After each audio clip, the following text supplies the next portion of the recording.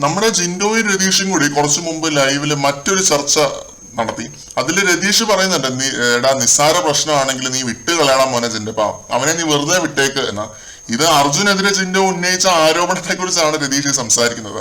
അപ്പൊ ജിൻഡോ പറയുന്നു, അവനെതിരെ ഇങ്ങനെ പറഞ്ഞപ്പോ ഷെയിം ആവുന്നത് ഞാനാണ്, പക്ഷെ അത്രയ്ക്കും വേദന എടുത്തിട്ടാണ് ഞാൻ ഇന്ന് അത് അവിടെ വെച്ച് പറഞ്ഞത്. അപ്പൊ രതീഷ് വീണ്ടും, എടാ നിനക്ക് നൊന്തിട്ടില്ല എന്നല്ല ഞാൻ പറഞ്ഞത്, നീ അത് വിട്ട് കളഞ്ഞേക്കെന്നേ പറയുന്നുള്ളൂ. അപ്പൊ ജിൻഡോ പറയുന്നു, അവന് യെല്ലോ കാർഡ് മേടിച്ചു കൊടുക്കും, ഞാൻ യെല്ലോ കാർഡ് കൊടുക്കണോ അവന്? ഇനി അതുപോലുള്ള പരിപാടി അവൻ വീണ്ടും കാണിക്കുകയും ചെയ്യും, ഞാൻ അവനെ പിടിച്ച് ഇടിക്കുകയും ചെയ്യും. അവനെന്നെ അറിയത്തില്ല, അവൻ പഠിച്ചതിനേക്കാൾ കൂടുതൽ അടവ് പഠിച്ചവനാണ് ഞാൻ. അങ്ങനെ പുറത്തു പോകാൻ എനിക്ക് വയ്യ, അതുകൊണ്ടാണ് ഞാൻ പറയുന്നത്. ഞാനിത് സ്ട്രോങ് ആയിട്ട് ലാലേട്ടനോട് പറയും, അർജുന് യെല്ലോ കാർഡ് കിട്ടണം. ഇതാണ് അവർ തമ്മിലുണ്ടായ ചർച്ച.